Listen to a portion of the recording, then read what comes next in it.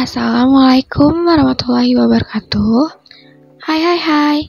Pada materi kali ini, saya akan membahas mengenai berita-berita di media.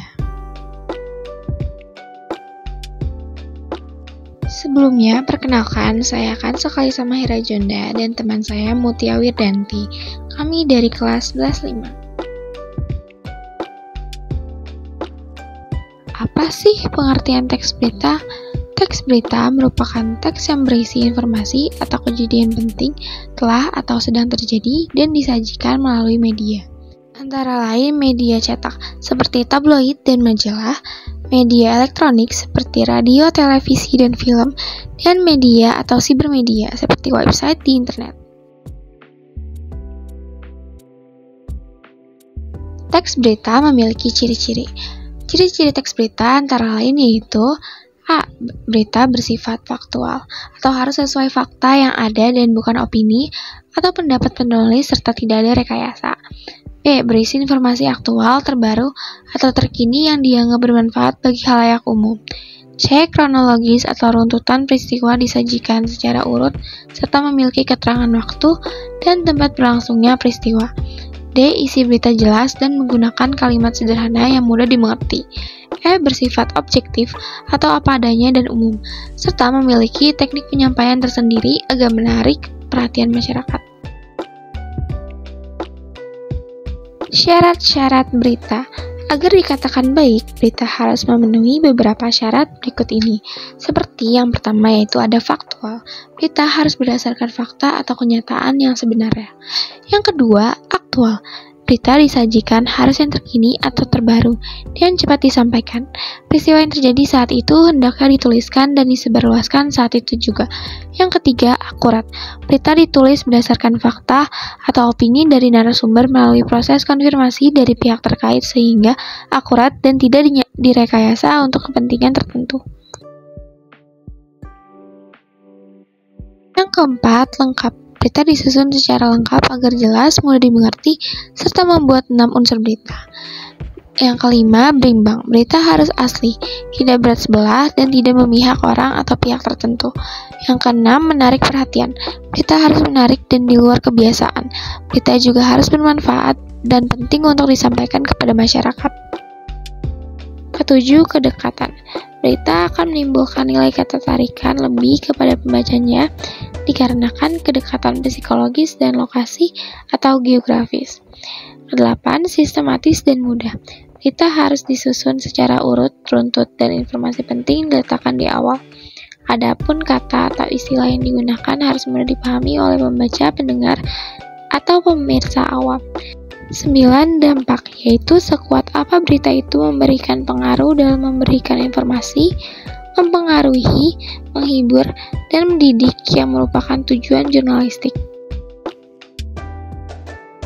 Unsur-unsur berita. Berita dikatakan lengkap dan akurat apabila mencakup unsur 5W dan 1H, seperti what, who, when, where, why, dan how. Struktur berita. Apa sih struktur berita itu?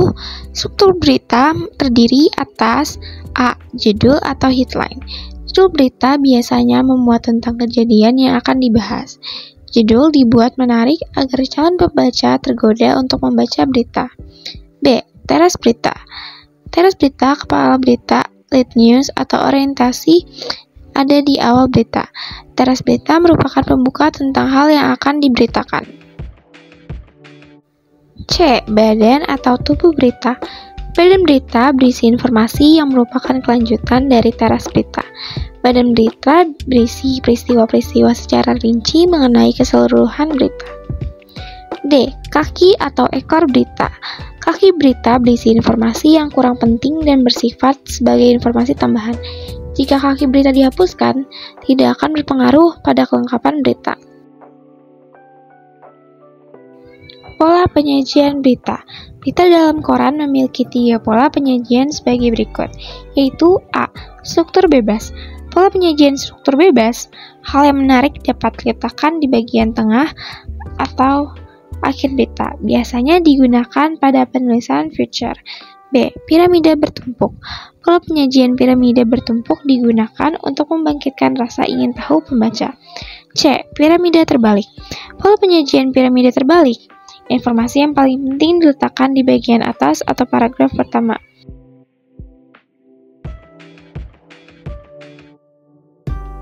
Kaidah kebahasaan teks berita.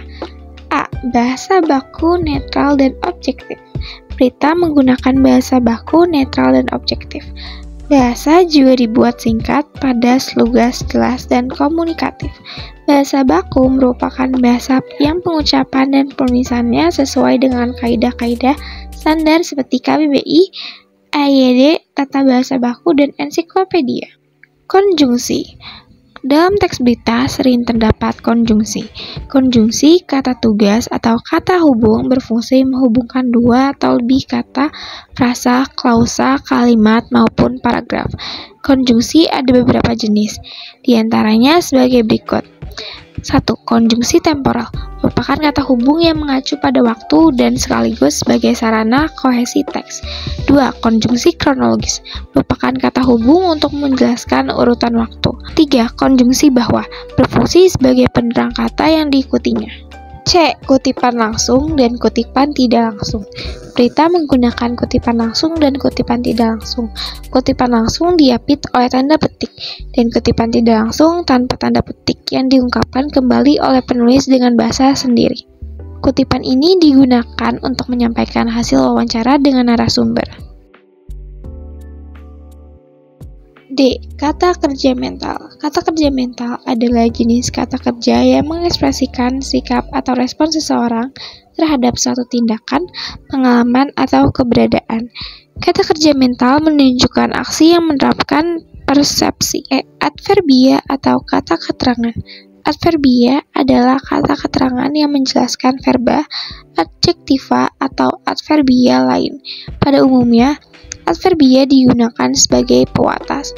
Adverbia yang digunakan dalam teks berita biasanya menunjukkan keterangan tempat, waktu, suasana, dan cara. F. Verba transitif dan verba pewarta. Teks berita menggunakan verba transitif, yaitu kata kerja yang bentuknya dapat diubah antara pasif dan aktif. Dengan demikian, saat ditulis dalam bentuk pasif, dapat diubah ke bentuk aktif. Begitu juga sebaliknya. G. Bahasa denotatif. Teks berita menggunakan bahasa denotatif atau bahasa yang memiliki makna sebenarnya. Dengan demikian, teks berita tidak boleh memakai kata yang nantinya menjadi ambigu dan menimbulkan kesalahpahaman. Menyajikan teks berita. Berita merupakan laporan peristiwa yang baru terjadi atau kejadian aktual yang dilaporkan di media massa. Beragam cara untuk menyajikan teks berita, antara lain 1. Penyajian berita secara tertulis, 2. Penyajian berita secara lisan, 3. Penyajian berita melalui vlog. Sekian materi yang dapat saya sampaikan. Semoga materi ini dapat bermanfaat bagi teman-teman semua. Wassalamualaikum warahmatullahi wabarakatuh.